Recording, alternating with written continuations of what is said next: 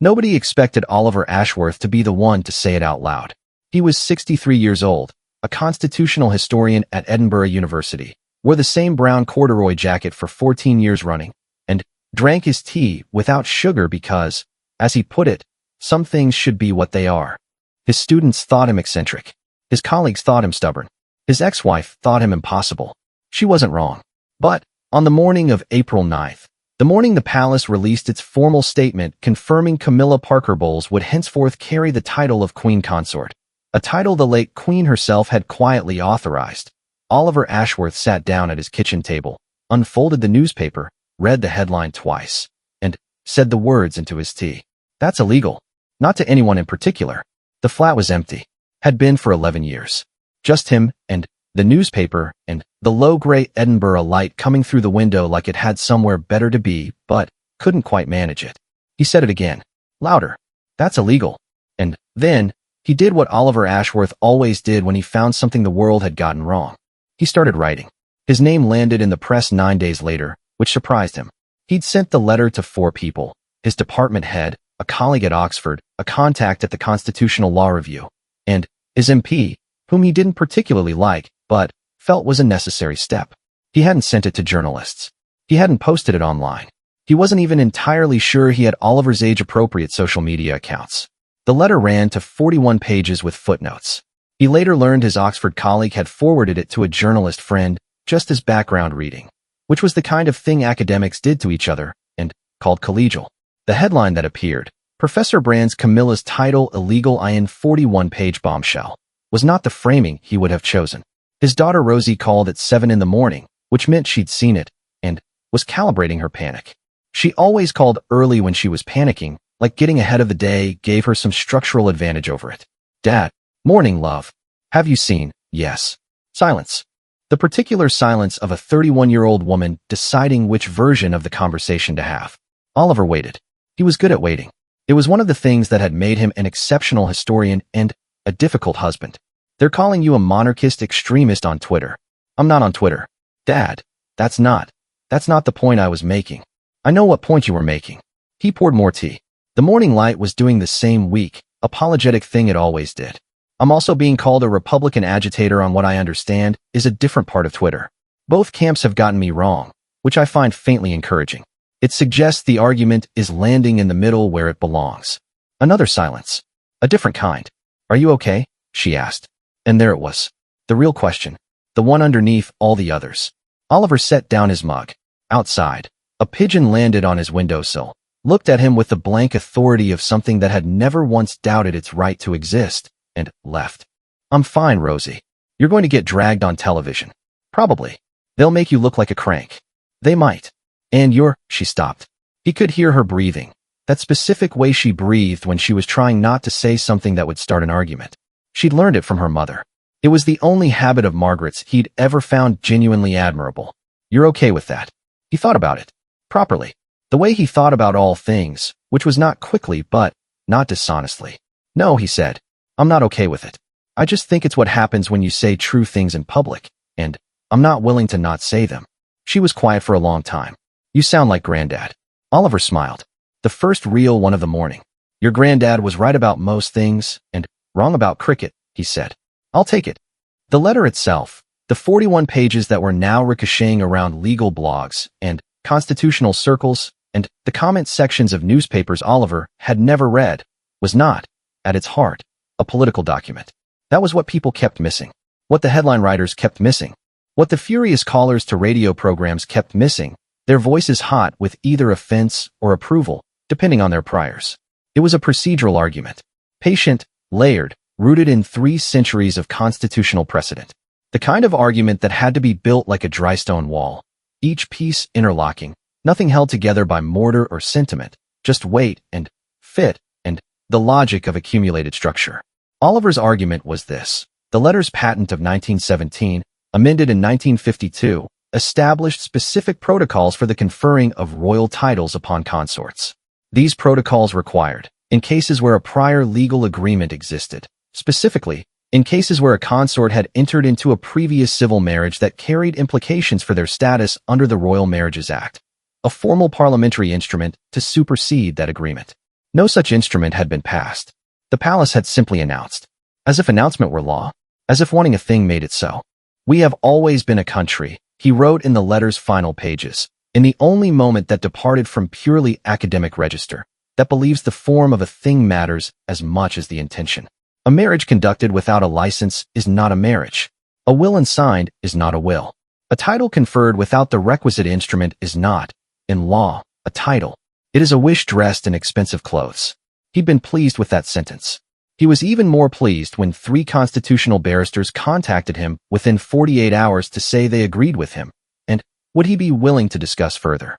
He said yes to all 3, what Oliver hadn't prepared for, and this was the thing that sat with him in the quiet of the flat, in the evenings when the television stayed off, and the 41 pages sat in a neat stack beside his chair, was the letters. Not from lawyers. Not from journalists or palace representatives, or the surprisingly polite woman from the Home Office who called once and never followed up. From people. Hundreds of them. Then more.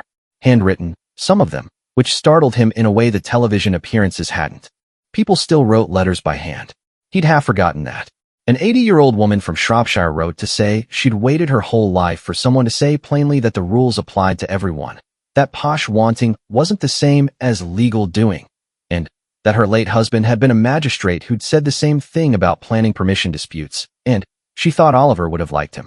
A 17-year-old from Wolverhampton wrote 3 paragraphs in the careful, slightly too formal English of someone who'd learned the language at school and practiced it seriously, saying that in his home country the powerful also invented their titles, and also acted surprised when someone called it invention, and he was glad England had people like Oliver, and he hoped England knew it. Oliver read that one twice. Then, he set it on top of the pile and sat for a while in the great Edinburgh light, which had given up apologizing for itself and was just doing what it did. Across the city, somewhere, his argument was being argued about. In Parliament. In the press. In the palace. He suspected, though no one there had yet said his name out loud. He hadn't expected any of this. He'd just written what was true. That had always been enough reason.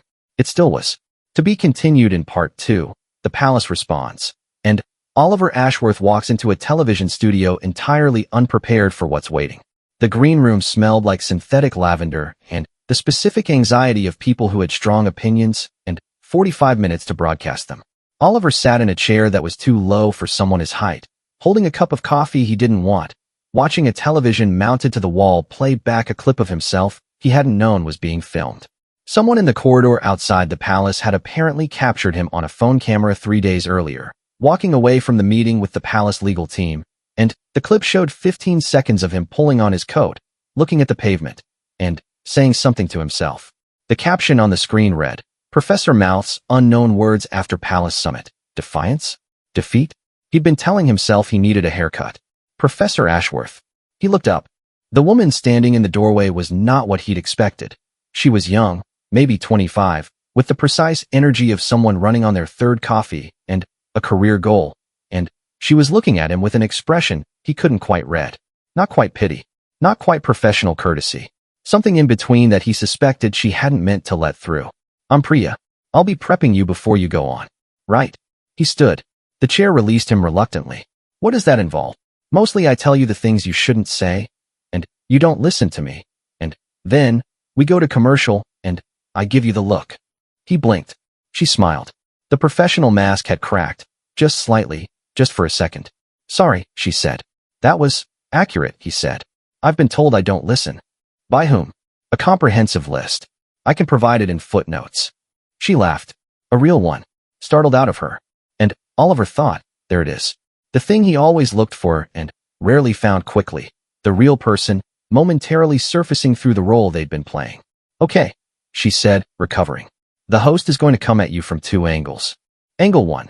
You're a Republican using a technical argument as a Trojan horse to undermine the monarchy. Angle 2. You're an out-of-touch academic who's embarrassing the nation at a time when the royal family needs public support. She's good. She won't let you stay in your lane. What do you think? He asked. Priya stopped. It clearly wasn't a question she'd been asked before in this room. I think, she said carefully, that you wrote 41 pages when most people wouldn't write 4, and that the 4 constitutional barristers who agreed with you publicly are not known for agreeing with anyone publicly, and that the palace took 3 days longer to respond than they usually do. She straightened her clipboard. But, I'm just the prep person. You're the most useful person I've spoken to in a week, Oliver said. Is there any way I could get a haircut before we go on? The clip they keep running is doing me no favors. He did not get a haircut. He went on looking exactly as he always did. The brown corduroy jacket, the slightly too long gray hair, the reading glasses he kept forgetting were pushed up on his head. He sat across from a woman named Helena Marsh, who was one of those television presenters with cheekbones that appeared to have been engineered for the medium, and who opened this segment by holding up a copy of his letter. Well, a printed summary. The full 41 pages were not, she noted with a smile, exactly television-friendly, and asking him to explain, in plain terms, what he was accusing the palace of doing. I'm not accusing them of anything, he said. You've said the title is illegal. I've said the conferral was procedurally incomplete under existing constitutional law. That's a different statement. It sounds like the same statement. With respect, it isn't. He kept his voice level, not combative, just steady. The way he talked to students who'd gotten a premise wrong and knew it but hadn't admitted it to themselves yet. If I give someone a key to my flat without going through the landlord's process, the key may open the door. It doesn't mean the tenancy is legal. Helena Marsh tilted her head. You're comparing the king's decision to a landlord dispute. I'm comparing any conferral of legal status to the process required for that status to be valid. The specific parties don't change the principle. And the principle matters more to you than, let's say, the unity of the royal family at a time of transition? There it was. Angle 2. Right on schedule. Oliver thought about Rosie's voice on the phone. The pigeon. The 80-year-old woman from Shropshire.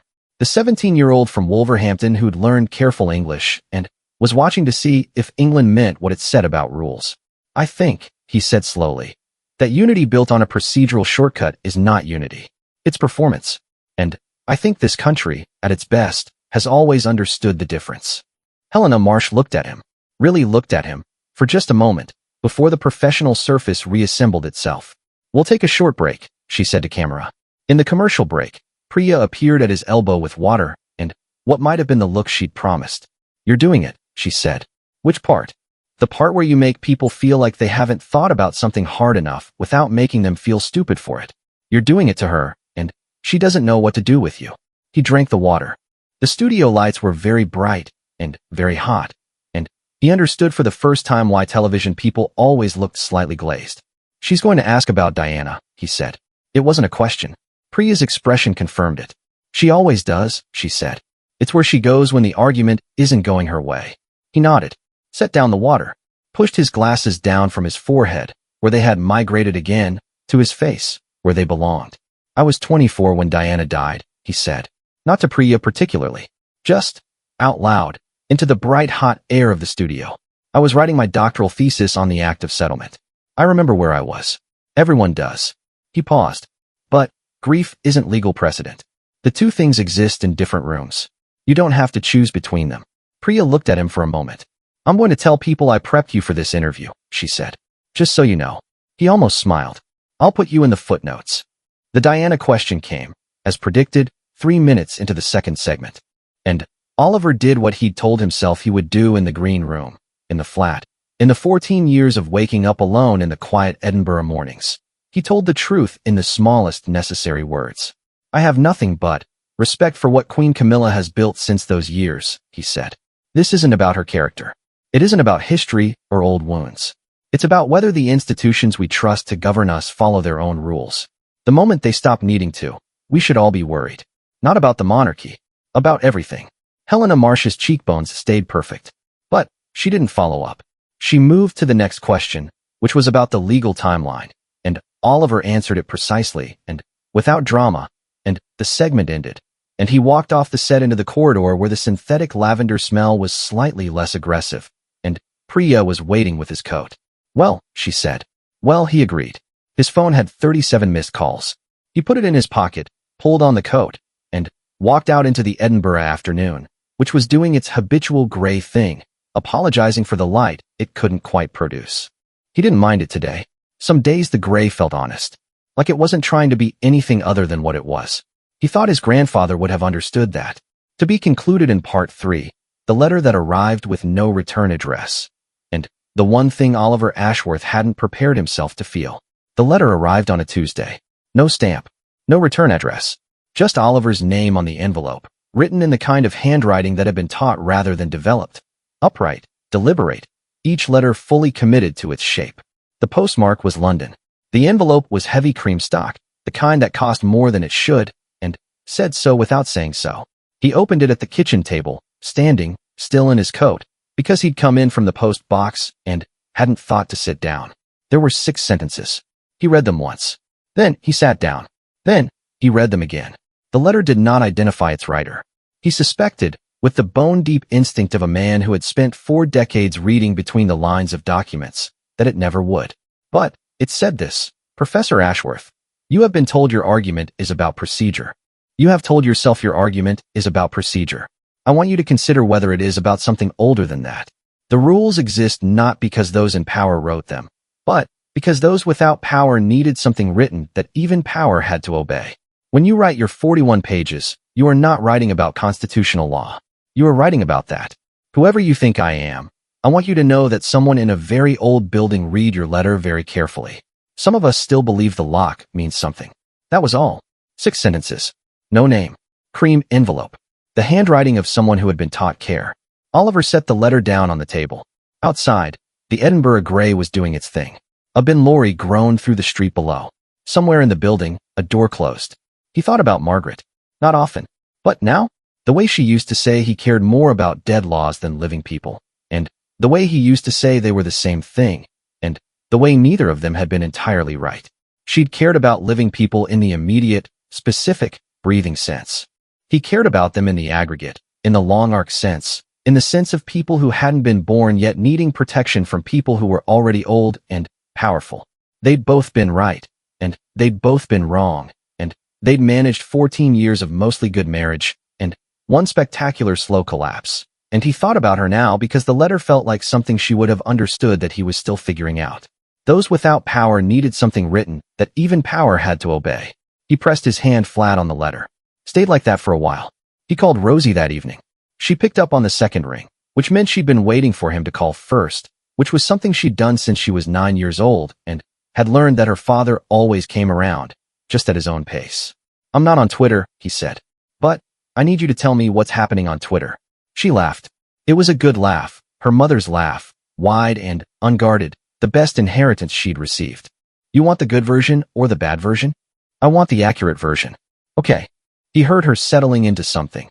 A chair, a sofa, the posture of someone preparing to be honest. The academic community is mostly behind you. 3 more barristers came out publicly today. There's a parliamentary early day motion that's got 42 signatures and climbing. The palace has issued one further statement saying the title stands, and they've taken legal advice, and they're not going to comment further. And the bad version? There's a tabloid running a piece tomorrow calling you a bitter divorce who hates women. He absorbed that.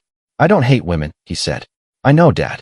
I was married to a woman I liked enormously for 14 years. I taught women. Your grandmother was my favorite person who ever lived. I know. I don't hate women. I know. Her voice was gentle, the way it went when she was managing him carefully. The tabloid doesn't care what's true. You know that. He did know that. He'd known that for 63 years. Knowing it didn't prevent the specific cold wrongness of being publicly misrepresented in a way that couldn't be footnoted out of existence. He thought about the letter on his kitchen table. Whoever you think I am. There's something else, he said. He told her about the letter. Read it to her over the phone, slowly, the way he used to read to her at bedtime when she was small, not rushing the words, giving each one its weight. When he finished, she was quiet for a long time. Someone in a very old building, she said. Yes. Do you know who? No. I have theories. I'm keeping them to myself.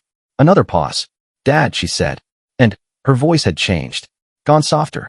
The way it went when she stopped being his daughter managing him, and became just his daughter. Do you know what Mom said about you? The last time I saw her, before she moved to Bath. He hadn't known they'd talked. He waited. She said you were the most aggravating person she'd ever loved because you actually believed the rules meant something. She said most people just perform that belief.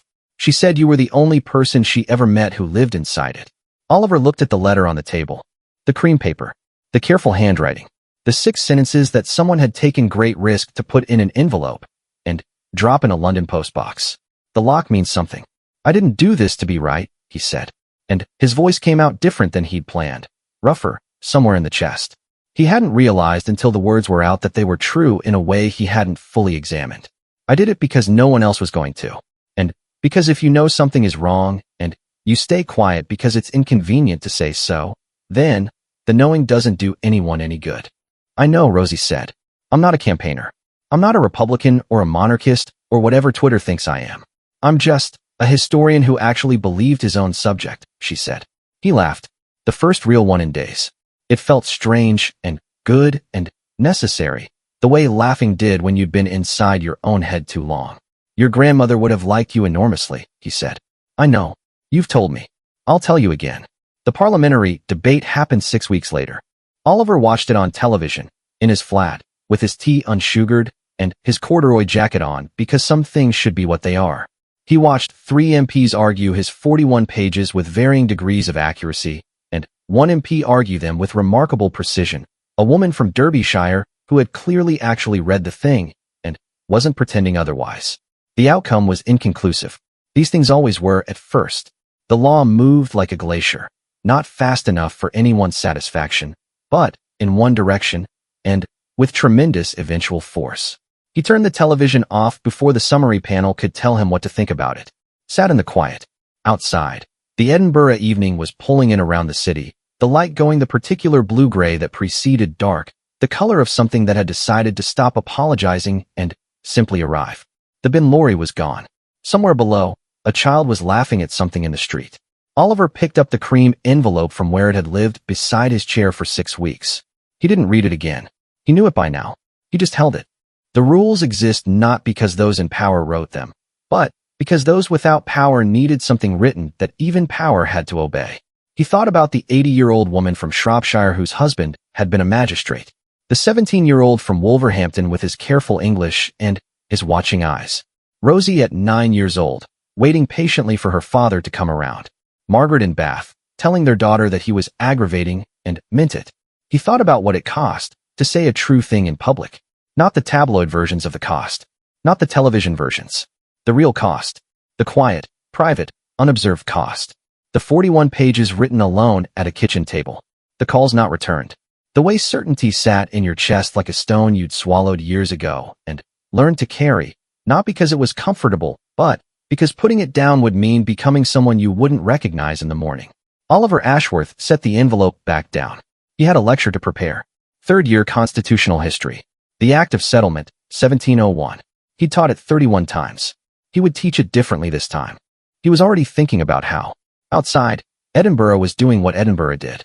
Gray and present and completely, unapologetically itself. He thought it was the best kind of city, really. The kind that didn't pretend. And 3 months after the television appearance, a parliamentary instrument was quietly introduced and passed, formalizing the conferral through the mechanism Oliver's letter had identified as missing. No announcement was made about the change. No one from the palace acknowledged the letter, the 41 pages, or the professor in the brown corduroy jacket. The lock, it turned out, still meant something. He drank his tea without sugar and said nothing about it to anyone, except Rosie, who already knew.